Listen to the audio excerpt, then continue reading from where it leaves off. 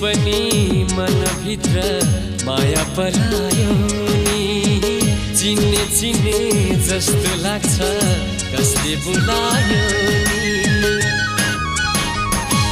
डाँडैको देउरालीमा पुग्यो घम डाँडैको देउरालीमा पुग्यो घम भारी बोकी